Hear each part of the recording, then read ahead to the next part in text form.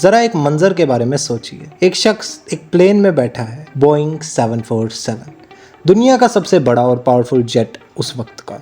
हर जगह आराम, खिदमत, लोग मजे में, कोई कॉफी पी रहा है, कोई नॉवल पढ़ रहा है, कोई सो रहा है। सब कुछ ठीक लगता है, सब कुछ नॉर्मल। लेकिन किसी को अंदाजा तक नहीं था कि चंद लम्हों बाद वो जिंदगी का आखिरी सफर होने वाला है। लेकिन इस बार गलती किसी टेक्निकल फॉल्ट की नहीं थी, ना ही किसी टेरर अटैक की, बल्कि एक कंफ्यूजन, एक मिसअंडरस्टैंडिंग और धुंध के पर्दे में छुपी मौत, जो आई भी ऐसे कि किसी को संभालने का मौका भी नहीं मिला। दोस्तों, ये कहानी है उस प्लेन क्रैश की जिसमें ना सिर्फ एक प्लेन बल्कि दो बोइंग 747 जेट्स एक ही रनवे पे एक दूसरे की तरफ आ रहे थे। और जब तक किसी ने समझा सब कुछ खत्म हो चुका था, ये था वो पल जब आसमान की ऊंची उड़ानें जमीन के एक टुकड़े पर क्रैश हो गई। नाम था टेनेरिफ एयरपोर्ट डिजास्टर, जहां 583 लोग एक ही वक्त में अपनी जिंदगी से हाथ धो बैठे। और सबसे हैरत की बात, ये सब कुछ सिर्फ इसलिए हुआ क्योंकि एक पायलट ने समझा कि उसे टेक ऑफ की परमिशन मिल गई है, जबकि रनवे पर दूसरा प्लेन ऑलरेडी था। ज़मीन पर थिक फॉग और कंट्रोल टावर की फोकस्ड आवाज़, ये गलती नहीं थी, ये एक साइलेंट स्क्रीम थी जो 583 लोगों की ज़िंदगी ले गई। ये सिर्फ एक प्लेन क्रैश नहीं था, ये दुनिया की एविएशन हिस्ट्री का सबसे डार्क और पेनफुल दिन बन गया।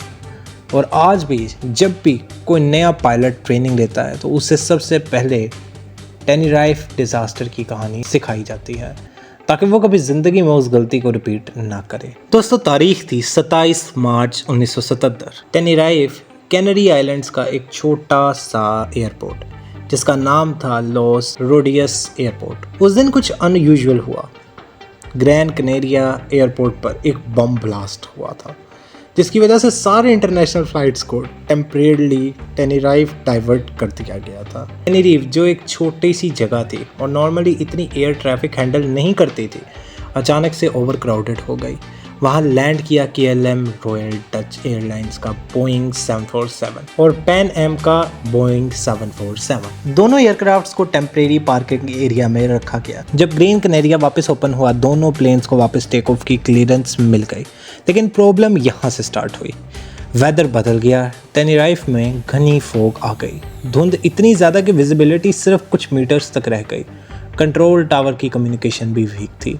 रनवे एक ही था और KLM और पैन एम दोनों को उसी का यूज़ करना था। टावर ने इंस्ट्रक्शंस दी, taxi down the runway and then make a 180 turn for take off. KLM के पायलट ने मिसअंडरस्टैंडिंग की। उसने सोचा कि उसे टेक ऑफ की परमिशन मिल गई है, जब पैन एम का एयरक्राफ्ट अभी भी सेम रनवे पर था, थोड़े आगे। लेकिन धुंध की वजह से KLM के पायलट को कुछ नज़र नहीं आया। KLM ने फुल थ्रोटल लिया और प्लेन टेक ऑफ के लिए दौड़ा दिया।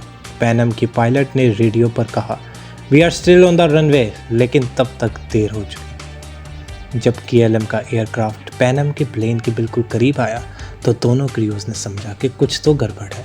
पैन एम ने डिस्परेटली ट्राई किया कि साइड पर जाए, लेकिन 747 का मैस और साइज अलाउ नहीं करता था कि वह जल्दी से टर्न करे। KLM एयर में लिफ्ट होने की कोशिश करता है, लेकिन उसका लोअर फ्यूसलेज पैन एम के अपर डेक से टकरा जाता है। एक आग का तूफान फैल जाता है। दोनों एयरक्राफ्ट्स फायरबॉल में तब्दील हो जाते हैं। पैन एम के 396 पैसेंजर्स में से सिर्फ 61 लोग सरवाइव कर पाते हैं, वो भी सिर्फ फ्रंट कैबिन में थे।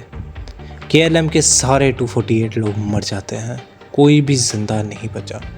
टोटल 583 लोगों की जान जाती है। ये एविएशन हिस्ट्री के सबसे डेडली एक्सीडेंट बन जाता है। इस क्रैश के बाद पूरी दुनिया के एविएशन सिस्टम्स में बदलाव लाए गए। टेक ऑफ सिर्फ जब एक्चुअल क्लियरेंस मिले तब यूज़ होगा। कॉकपिट कम्युनिकेशन इंप्रूव हुई। क्रू रिसोर्स मैनेजमेंट का कॉन्सेप्ट आया, जहां पायलट्स और को पायलट्स इक्वली डिसीजन में इन्वॉल्व होंगे। आखिर में सोचिए, एक लम्हा था, सिर्फ एक लम्हा, जिसने 583 लोगों की जिंदगी छीन ली। एक गलत फैसला, एक मिसअंडरस्टैंडिंग, एक सेकंड का डिले और दुनिया का सबसे बड़ा हवाई हादसा हो गया।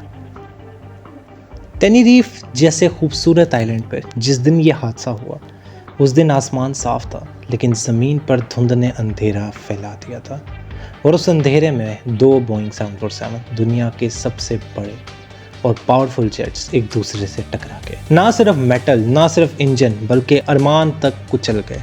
उन लोगों का क्या कसूर था जो सिर्फ अपने शहर वापस जा रहे थे? उन पायलट्स का क्या जिन्होंने अपनी ज़िंदगी भर के फ्लाइंग आवर्स एक ही मोमेंट में गंवा दिए? और कंट्रोल टावर का क्या जहां से सिर्फ एक लफ्ज़ टेक ऑफ क्लियर्ड ने सब कुछ मिटा दिया? यह हादसा सिर्फ एक एयर क्रैश नहीं था, ये इंसानी गलतियों, ईगो और कन्फ्यूजन और कम्युनिकेशन फेलियर का परफेक्ट स्टॉर्म था। और सबसे दर्दनाक बात ये कि सब कुछ अवॉइड हो सकता था अगर बस एक लफ्ज़ समझा जाता, अगर बस एक सेकंड रुक जाते। लेकिन दोस्तों, इस ट्रेजेडी ने एविएशन दुनिया में एक नए दौर को शुरू किया। कम्युनिकेशन प्रोटोकॉल्स बदले, ट्रेनिंग अपडेटेड हुई और कॉकपिट में हर क्रू मेंबर की आवाज़ को सुनना ज़रूरी बन गया। CRM, क्रू रिसोर्स मैनेजमेंट जैसे सिस्टम्स इंट्रोड्यूस किए गए। इसका मतलब ये है कि आज जब भी प्लेन में सेफली लैंड करते हैं, उसमें किसी न किसी लेवल पर टेनेरीफ के उन मासूम लोगों का हिस्सा होता है जिन्होंने अपनी जान देकर फ्लाइंग को सेफर बनाया। एक साइलेंस जो उन सबकी याद दिलाती है। तो अब सवाल ये उठता है, क्या हमने इस ट्रेजेडी से कुछ सीखा? क्या हम आज भी हर सेकंड की वैल्यू समझते हैं, या फिर इंसानी ईगो और गलतफहमी अब भी हमें बर्बाद करने के लिए काफ़ी है? कमेंट में ज़रूर बताइएगा। आप क्या सोचते हैं? क्या ये एक अनफॉर्चुनेट एक्सीडेंट है? अगर आपको ये कहानी इमोशनल कर दे तो लाइक, शेयर और सब्सक्राइब करना मत भूलिएगा। और हाँ, बेल आइकन के नोटिफिकेशन पे दबाए बगैर मत जाइएगा, ताकि हमारे लेटेस्ट आने वाली वीडियोज़ के नोटिफिकेशन सबसे पहले आप तक आते हैं। मिलते हैं आप लोगों से अगली वीडियो में, तब तक के लिए गुड बाय।